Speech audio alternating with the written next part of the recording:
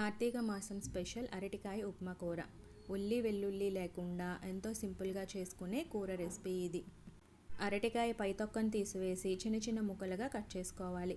Stove వెలిగించుకుని బాండీ పెట్టుకుని అందులో అరటికాయ ముక్కలు వేసి కొంచెం నీళ్లు ఉప్పు వేసి మూత పెట్టి ఉడికించుకోవాలి. అరటికాయలు చాలా త్వరగా ఉడికిపోతాయి. ఉడికిపోయిన అరటికాయలను ఒక ప్లేట్లోకి తీసుకొని చల్లారనివ్వాలి.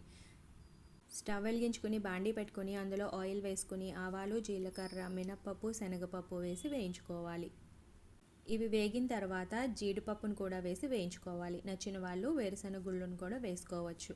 ఇవి కొంచెం వేగిన తర్వాత ఎండుమిర్చి, పచ్చిమిర్చిని కూడా వేసి వేయించుకోవాలి.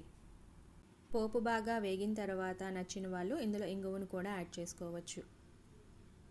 పోపు బాగా వేగిన తర్వాత అరటికాయ ముక్కలను ఇందులో వేసుకోవాలి. పోపు బాగా కలిసేటట్టుగా అరటికాయ ముక్కలను కలుపుకోవాలి. ఇందులో రుచికి సరిపడా సాల్ట్, కొంచెం కారం, పసుపు వేసి కలుపుకోవాలి. బాగా కలుపుకున్న తర్వాత మూత పెట్టి లో ఫ్లేమ్ మీద మనం మగ్గించుకోవాలి. ఆల్రెడీ అరటికాయ ముక్కలు ఉడికిపోయాయి కాబట్టి ఎక్కువ సమయం పట్టదు. ఒకసారి గరిటెతో మెదుపుకుంటే ఇలా ముద్దకూరలా తయారవుతుంది. చివరలో స్టవ్ ఆఫ్ చేసి ఒక చెక్క నిమ్మరసం పిండుకుంటే చాలా టేస్టీగా ఉన్న అరటికాయ ఉప్మా కూర రెడీ. ఈ వీడియో కనుక నచ్చినట్లయితే లైక్ చేయండి, షేర్ చేయండి, ఛానల్ని సబ్స్క్రైబ్ చేయండి. Thank you.